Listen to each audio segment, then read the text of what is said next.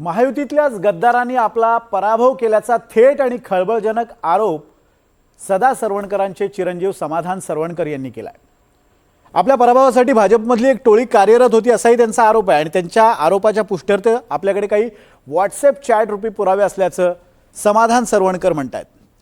एका वर्षापूर्वी 2024 साली विधानसभा निवडणुकीत सदा सरवणकरांचा पराभव झाला। त्यानंतर नुकत्याच पार पडलेल्या महापालिका निवडणुकीत त्यांची दोन्ही मुलं समाधान सरवणकर आणि प्रिया सरवणकर यांचा पराभव झाला। त्यामुळे सरवणकर कुटुंबीय व्यथित आहे। त्यांचा रोख भाजपवर आहे। नेमका कोणत्या नेत्यांवर त्यांचा रोख आहे आपण पाहूयात।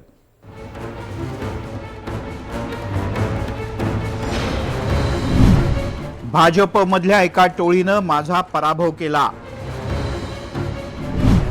समाधान सरवणकर यांचा खळबळजनक आरोप।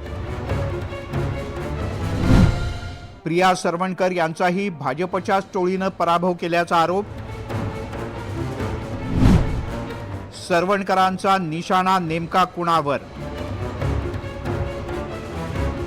मुंबई महापालिका निवडणुकीत एकनाथ शिंदे यांच्या शिवसेनेला दादर भागात दोन मोठे धक्के बसले। एक म्हणजे समाधान सरवणकर यांचा पराभव आणि दुसरा प्रिया सरवणकर गुरव यांचाही पराभव।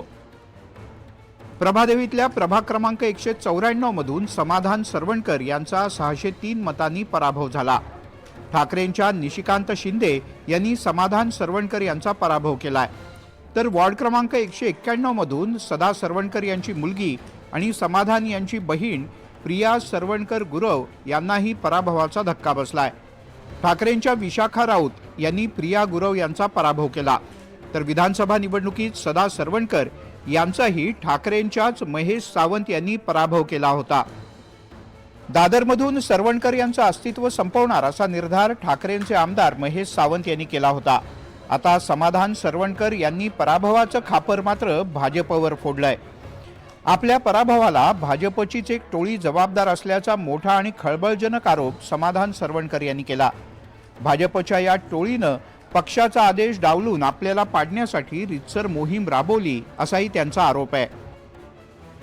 लोकसभेपासून आपण ह्या परिसरामध्ये पॅटर्न एक बघितलं असेल, एक काहीतरी एक टोळी जी काही काम करते, लोकसभेमध्ये असून दे, विधानसभेमध्ये असून दे, तशाच प्रकारे कॉर्पोरेशनमध्ये देखील ही टोळी फक्त आम्हाला नव्हे तर ह्या कॉर्पोरेशनमध्ये एक गोष्ट कळली की भाजपच्या सीट, भाजपचे जे काही कॉर्पोरेटर आहेत यांना पाडण्यासाठी देखील तेवढ्याच प्रकारे कार्यरत होती। त्यांनी काही चॅट्स आम्हाला त्यावेळेला दाखवले की काही गोष्टी घडतात ह्या सांगितल्या। त्यावेळेला शॉक लागला की अजूनही काही लोक जी काही एक टोळी आहे, मला असं वाटलं की ते सुधारली असतील, पण कुठेतरी आज सर्व उमेदवार पाडण्यासाठी आज खूप प्रयत्न ते करत होते। आज 190च्या त्यांची उमेदवार आहे भाजपची, तिला पाडण्यासाठी सुद्धा हे लोक खूप प्रयत्न करत होते, पण ते कुठेतरी ती सीट 100 मतांनी आज आलेली आहे। सरवणकर यांचा निशाणा माहीम मधल्या भाजपच्या काही पदाधिकाऱ्यांच्याकडे आहे। आपल्याला टार्गेट करण्यात आलं, माहीम मधून मदत झाली नाही, त्यासाठी व्हॉट्सअप चॅटवरून मेसेज सुद्धा पसरवण्यात आले असा त्यांनी आरोप केलाय। पण इंटरनली काही पदाधिकारी आहेत यांच्यावरती मला असं वाटतं लोकसभेपासून कारवाई होणं गरजेचं होती। त्यांच्यावरती कारवाई न होता त्यांना नाव घेत नाही त्या पदाधिकाऱ्यांचं। बघा, त्या पदाधिकाऱ्यांबद्दल हे मी सांगण्यापेक्षा त्यांच्या पक्षांनीच त्यांचा रिपोर्ट हा वरच्या CM साहेबांकडे दिलेला आहे। हा सर्व रिपोर्ट त्यांच्यापर्यंत पोहोचलेला आहे। माझ्याकडे जेवढी माहिती नाही आहे तेवढी त्यांच्या पक्षातल्या RSSच्या लोकांकडे आणि त्यांच्या पक्षाचे जे पदाधिकारी आहेत ह्यांना हे सर्व गोष्टी माहिती आहेत। कारण की बघा, 4 लोक त्यांचं ऐकतील पण 10 लोक हे बघतायत काय चालू आहे त्यांची चॅटिंग। हे सर्वांनी स्क्रीनशॉट मारून हे सर्व गोष्टी ह्या मुख्यमंत्री साहेबांपर्यंत ह्या सर्व पोहोचवलेल्या आहेत। मतदार आपल्यासोबतच होते, मात्र भाजपच्या टोळीमुळे पराभव झाल्याचं सरवणकर यांचं म्हणणं आहे।